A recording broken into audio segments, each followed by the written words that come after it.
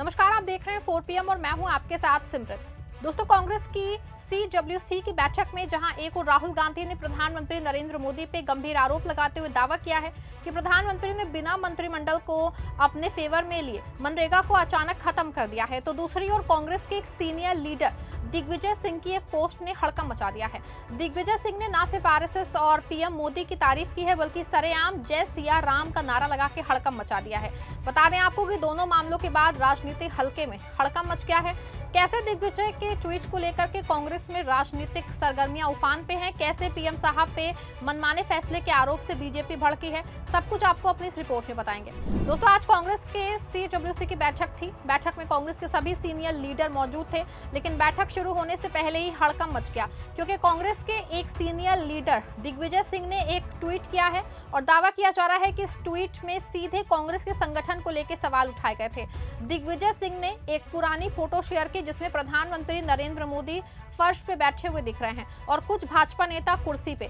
Photo के साथ उन्होंने लिखा कि फनवन पे मुझे ये चित्र मिला, बहुत ही प्रभावशाली है। किस प्रकार RSS का जमीनी स्वयं सेवक व जनसंघ कार्यकर्ता नेताओं की चरणों में फर्श पे बैठ के प्रदेश का मुख्यमंत्री व देश का प्रधानमंत्री बना, ये संगठन की शक्ति है। जय सिया राम।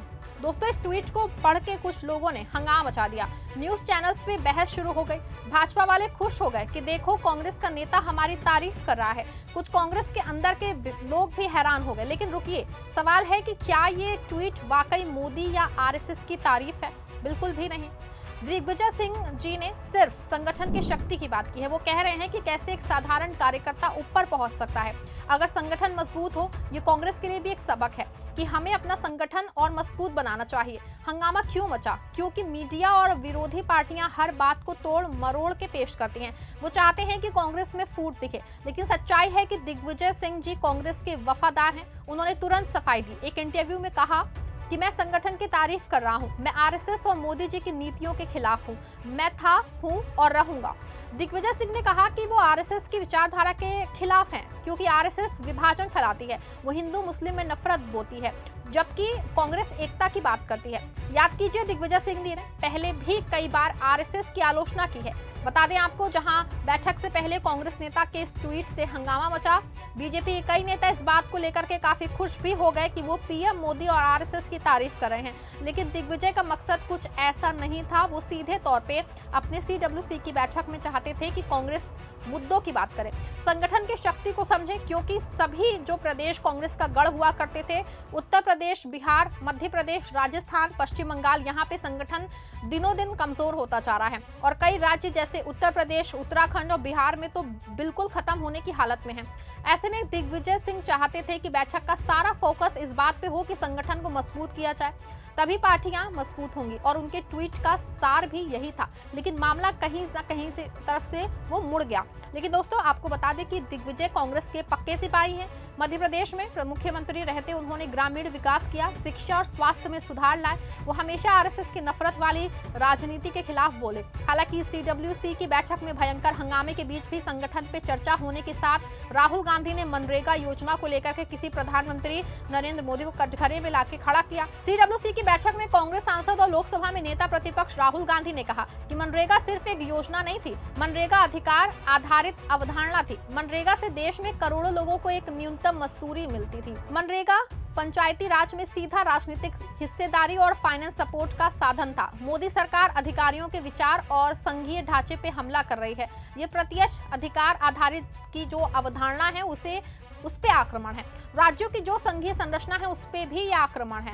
राज्यों से केंद्र पैसे छीन रहा है। ये सत्ता का केंद्रीकरण और फाइनेंस का केंद्रीकरण है। इससे देश को नुकसान होगा, गरीब जनता को नुकसान होगा। राहुल गांधी ने आगे कहा कि मुझे बताया गया है कि ये फैसला सीधे तौर पे प्रधानमंत्री कार्यालय से, कैबिनेट से बिना पूछे लिया गया है। प्रधानमंत्री ने अपने मंत्रिमंडल से पूछे बिना मामले का अध्ययन किया, बिना ही मनरेगा को अकेले ही समाप्त कर दिया। राहुल गांधी ने क्या कुछ कहा, आप भी जरा एक बार सुन लीजिए। सिर्फ एक योजना नहीं थी, मनरेगा राइट्स बेस्ड कॉन्सेप्ट था।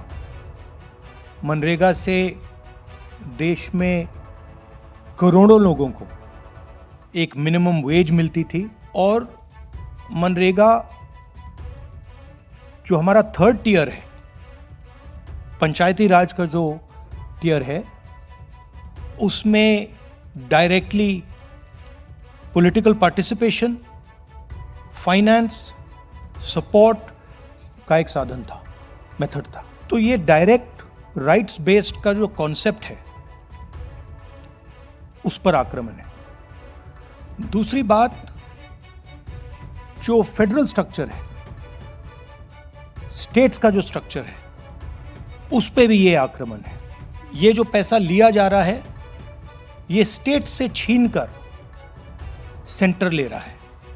तो ये concentration of power, concentration of finance है। इससे देश को नुकसान होगा। इससे जो गरीब जनता है उनको नुकसान होगा, उनको दर्द पहुंचेगा, उनको कष्ट होगा। और आखिरी बात, मुझे बताया गया है कि ये decision directly prime minister office से लिया गया है और मंत्री से बिना पूछे, कैबिनेट से बिना पूछे ये डिसीजन लिया गया है। इससे आपको आज की हालत क्या है उसके बारे में पता लगता है कि वन मैन शो चल रहा है और जो भी नरेंद्र मोदी जी करना चाहते हैं वो करते हैं और पूरा का पूरा फायदा वही 2-3 अरबपतियों के लिए है। आप देखना ये प्रोग्राम कोलैप्स करेगा, राइट्स बेस्ड आर्किटेक्चर कोलैप्स करेगा, इससे रूरल इकोनॉमी को नुकसान पहुंचेगा। हालांकि जैसे ही राहुल गांधी का ये बयान आया तो बीजेपी को जोर का झटका लग गया है। बीजेपी के कई नेताओं ने इसका खंडन किया है और ये दावा किया है कि सिर्फ मंत्रिमंडल से नहीं पास कराया गया है बल्कि इसको सदन में भी पास कराया गया है। हालांकि दूसरी ओर सीडब्ल्यूसी बैठक में कांग्रेस अध्यक्ष मल्लिकार्जुन खड़गे ने कांग्रेस कार्य समिति की बैठक को संबोधित करते हुए बांग्लादेश में हिंदू अल्पसंख्यकों पर हमला की निंदा की है और कहा कि इससे पूरा भारत चिंतित है। खड़गे ने कांग्रेस नेताओं से आगामी विधानसभा चुनावों के लिए कमर कसने का आह्वान किया और ये भी कहा कि एसआईआर लोकतांत्रिक अधिकारों को सीमित करने की एक सोची समझी साजिश है और ऐसे में ये सुनिश्चित करना होगा कि कांग्रेस के मतदाताओं के नाम ना काटे जाएं। खड़गे ने कहा कि हाल ही में संसद के शीतकालीन सत्र में मोदी सरकार ने मनरेगा को समाप्त करके करोड़ों गरीबों और कमजोर तबके के लोगों को बेसहारा कर दिया है। गरीबों के पेट पे लात मारने के साथ उनकी पीठ में मोदी सरकार ने छुरा घोंपा है।